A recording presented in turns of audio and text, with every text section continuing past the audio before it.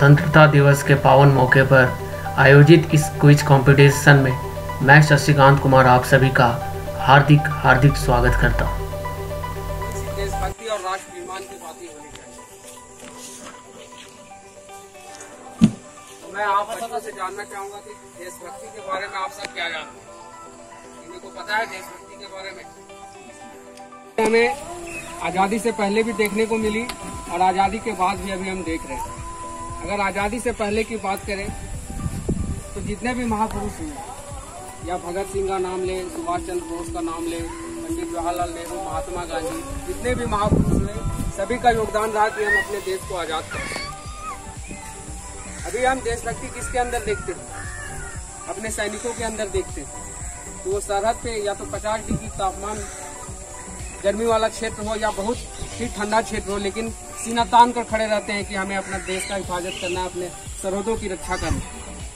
वही देशभक्ति हमें कहाँ देखने को मिलती है? अपने देश के किसान में, जो मिट्टी में पसीना बहाकर फसल उगाता है।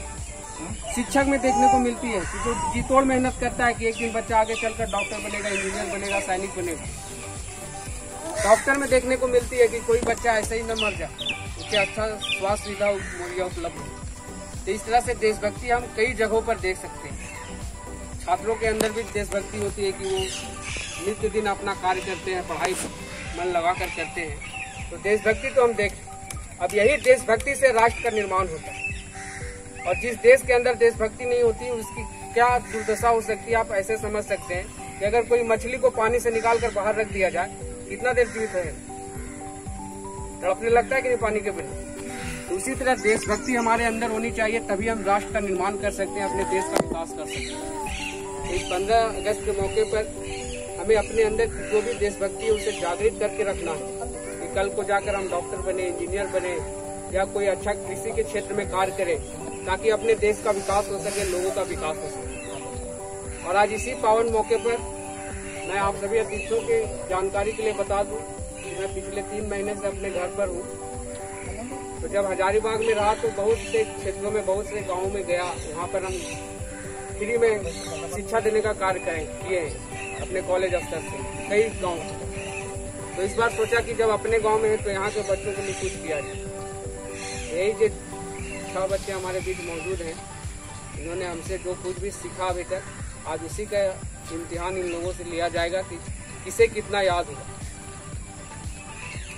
इस लगभग 2 महीने के पढ़ाई लिखाई के कार्यक्रम में हमने लगभग 300 से 400 सम्मान ज्ञान की चीज़ें इन्हें याद करवाने की कोशिश की है। आज इसी का इम्तिहान इन सब का है कि कौन सबसे अच्छा करता है। डरने की जरूरत नहीं है, सभी को अपना अच्छा प्रदर्शन करना है। समझ गए? अब यहाँ से हम आगे कार्यक्रम की शुरुआत करते हैं। एक आदमी से हम 50 क्वेश्चन पूछेंगे, ठीक है? पहले प्रतिभागी से 1 से लेकर 50 क्वेश्चन पूछेंगे। आपको सही आंसर देने के लिए 1 नंबर मिलेगा, गलत आंसर देंगे तो हाफ नंबर कटेंगे, ठीक है? अगर आपको जानकारी नहीं है सीधा बोल दीजिए कि मुझे मालूम नहीं, तो वहाँ पे 0 नंबर मिलेगा, ठीक है? इसी तरह से सभी से 50-50 क्वेश्चन पूछेंगे। अभी हमारे बीच एक और विशिष्ट अतिथि जो थे शिक्षक श्री विनोद कुमार सिंह जी हमारे बीच आ गए हैं। आप सभी से आग्रह होगा कि तालियों के साथ उनका स्वागत करें।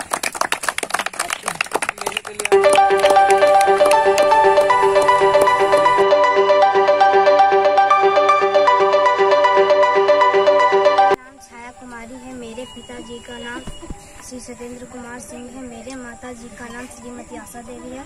मैं ग्राम कुटी रंगेनिया की निवासी हूँ और मुझे बहुत खुशी होती है कि मैं इस प्रोग्राम में शामिल हूँ और मैं पूरी से पूरी कोशिश करके आई हूँ कि मैं इस परीक्षा में फर्स्ट ला सकूँ और अपने माता पिता का सर ऊंचा कर सकूँ। खड़े हो जाएंगे। यहाँ आपसे 1 से लेकर 50 क्वेश्चन पूछा जाएगा, 50। उम्मीद करता हूँ कि आप सभी का सही उत्तर देंगे।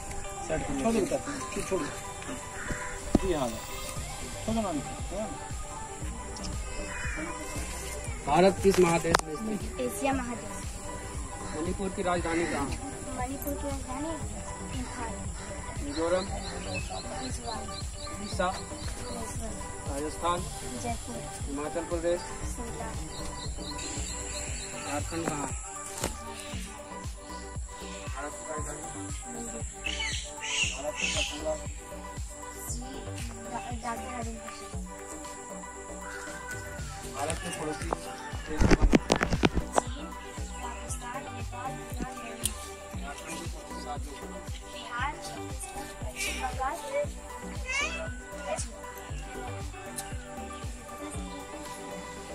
छत्तीसगढ़, उड़ीसा, पश्चिम बंगाल, बिहार। राष्ट्रीय ध्वज में कितने बैंड और चक्र? 3 बैंड, 1 चक्र, 24 केसरिया, सफेद। इसके डिजाइनर कौन? एक वर्ष में कितने सप्ताह होते हैं?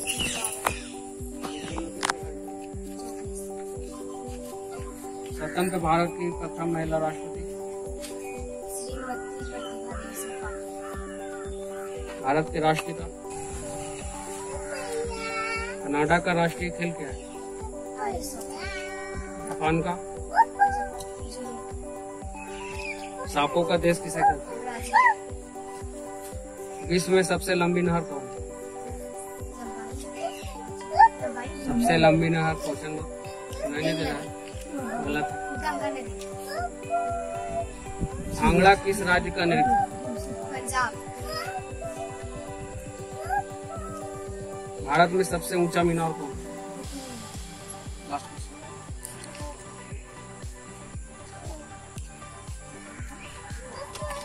श्रीमती इंदिरा गांधी का समाधि स्थल का क्या नाम है? शक्ति स्थल।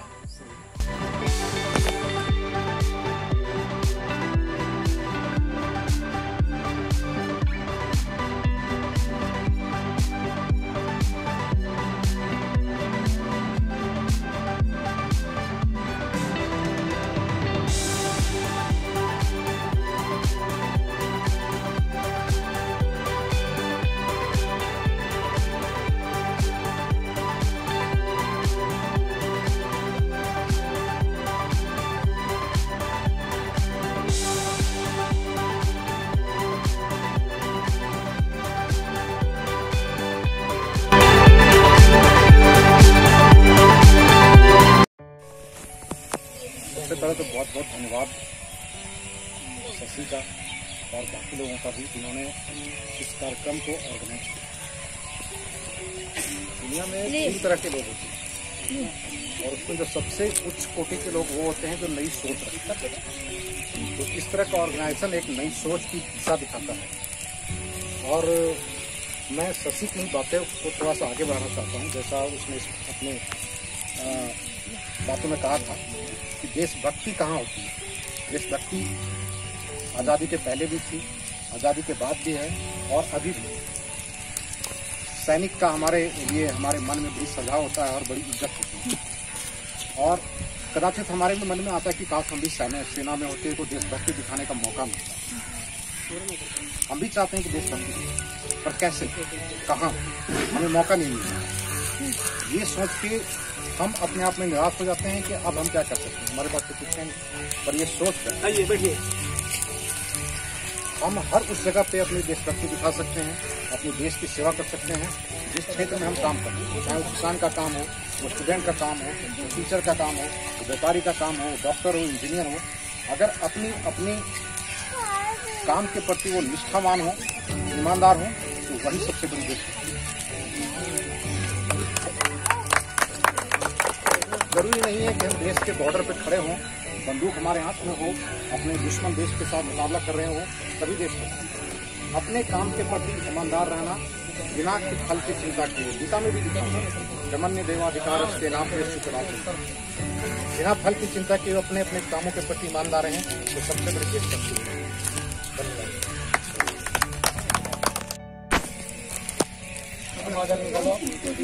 मैं अपनी बात आपकी चैनल निकल के शुरू करता हूँ। 15 अगस्त आज़ादी का दिन। आज़ादी के पहले, आज़ादी के बाद 2 बात हैं। आज़ादी के पहले जब हम गुलाम थे तो हमें बोलने की भी स्वतंत्रता नहीं थी, लिखने की भी स्वतंत्रता नहीं थी, और अगर मैं कहूँ कि चलने की भी स्वतंत्रता नहीं थी। बहुत संघर्ष, बड़ी कुर्बानी के बाद आज़ादी प्राप्त हुई।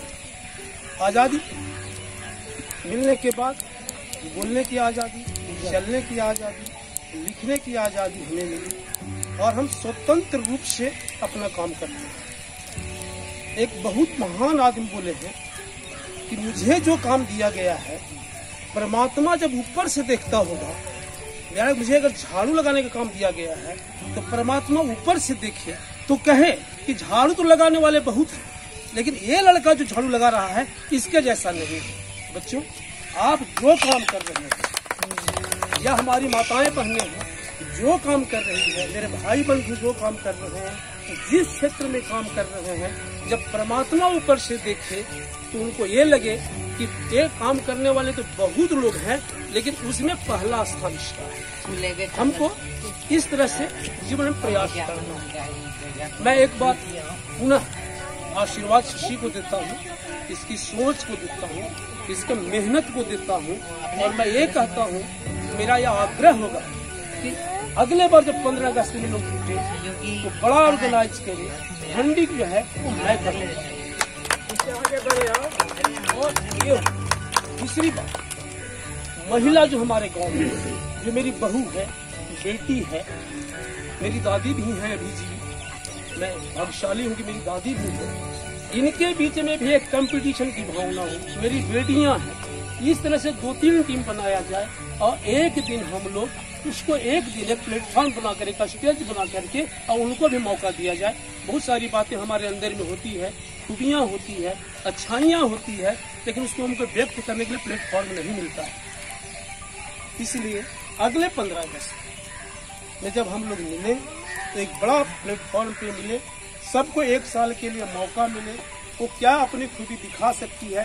हो सकता है किसी को खाना बनाने में रुचि हो, किसी को कढ़ाई करने में हो, किसी को सिलाई करने में हो सकता है किसी को सफाई करने के लिए हो।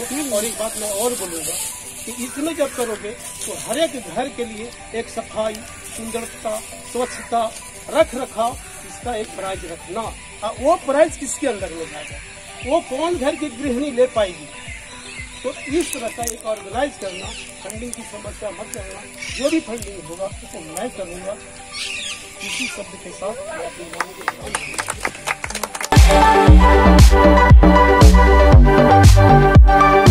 सहयोग होता है, तब जाकर कोई कार्यक्रम सफल होता है।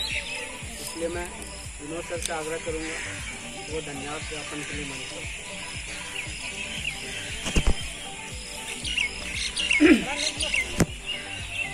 इस 74वें स्वतंत्रता दिवस के शुभ अवसर पर इस कार्यक्रम के आयोजक, संयोजक सभी को मैं अपनी तरफ से बहुत आभार प्रकट करता हूं। और ऐसा मुझे विश्वास है कि अगले चरण में जैसा मुझे अभी सुनने को मिला, बहुत बृहद स्तर पर और बहुत अच्छे तरीके से इसको आगे बढ़ाया जाएगा, है ना। मैं अपनी ओर से उन्हें बहुत बहुत धन्यवाद करना चाहूँगा। आगे बच्चों के लिए मेरा एक छोटा सा संदेश है, जैसा मैं अभी इस कार्यक्रम में पाया कि जो बच्चे बिल्कुल शांत भाव होकर के, एकाग्रचित होकर के प्रश्न को सुन रहे थे और उसका उत्तर दे रहे थे, वे अपना मंजिल बहुत आसानी से पा गए। लेकिन जो बच्चे ध्यानमग्न नहीं थे, सुन तो रहे थे, क्या बोले सर, क्या चीज था, वे बच्चे क्लियर रूप में स्पष्ट रूप से न उत्तर दे पाए, न सुन पाए। और यही कारण है, अभी सभी बच्चे, कोई भी यहाँ कम नहीं है, सभी एक से बढ़कर एक है, लेकिन हुआ क्या, उनमें एकाग्रता घट गया और वे पिछड़ गए। आप लोग ऐसे भी सुने होंगे, क्या नाम था अर्जुन का, महाभारत में कहानी, जब द्रोणाचार्य महाराज सबसे परीक्षा ले रहे थे, जैसे अभी आप लोग से लिया गया ना, एक चिड़िया को पेड़ में लटका दिया गया और सबसे बारी बारी बोला गया कि इस चिड़िया पर अपना बाण साधो और उसका आँख को जो है बेच दो। जैसे ही बारी आते गया, एक एक करके सबसे पूछा गया कि तुमको क्या दिखाई दे रहा है। किसी ने बता दिया मुझे पेड़ दिखाई दे रहा है, किसी ने चिड़िया बोला, किसी ने पत्ता बोला, किसी ने डाली बोला। अर्जुन से जब पूछा गया तो कहा महाराज मुझे कुछ नहीं दिखाई दे रहा है, सिर्फ चिड़िया का आँख दिखाई दे रहा है। और द्रोणाचार्य महाराज आदेश दिए, अर्जुन का बाण सीधे गया और चिड़िया का आंख में भेद लिया, लग गया। तो कहने का तात्पर्य है, आप लोग बिल्कुल जो भी काम करते हैं, जो भी पढ़ाई करते हैं, एकाग्रचित होकर के करें, तभी आप अपनी मंजिल को पा सकते हैं। थोड़ा इधर, थोड़ा उधर, थोड़ा उधर, ऐसा सफलता प्राप्त होने वाला नहीं है। खासकर मैं एक बड़े स्टूडेंट आयुष कुमार को विशेष रूप में कहना चाहूँगा कि आप जो है बिल्कुल क्या बोलते हैं, विक्षिप्त सा रहते हैं, थोड़ा सा ध्यान दीजिए इस पर और अपने छोटे भाई बहनों को देखिए कि वे किस तरह से एकाग्र होकर क्या किए, और आप थोड़ा सा इस पर विशेष अगला बार से तैयार रहिएगा, है ना। बाकी सभी को बहुत बहुत धन्यवाद। विशेषकर अब हम यह प्रतियोगिता को दोहराते रहेंगे और आशा है कि आप लोग इससे भी बढ़कर, एक से बढ़कर एक प्रतियोगिता में भाग लेते रहेंगे। खासकर मैं इस बच्ची को बहुत बहुत धन्यवाद कहना चाहूँगा। यहाँ ही नहीं, यह पंचायत के कार्यक्रम में भी यहाँ तो एक पुरस्कार आप दे पाए हैं, ये दर्जनों पुरस्कार लेकर घर आती है और हम पूरे पंचायत की ओर से भी इसका नाम है। इसलिए मैं सबों से यह कहना चाहूँगा कि आप लोग भी इसके जैसा बनिए और बिल्कुल प्रतिस्पर्धा से काम कीजिए ताकि आप भी आगे बढ़े। धन्यवाद।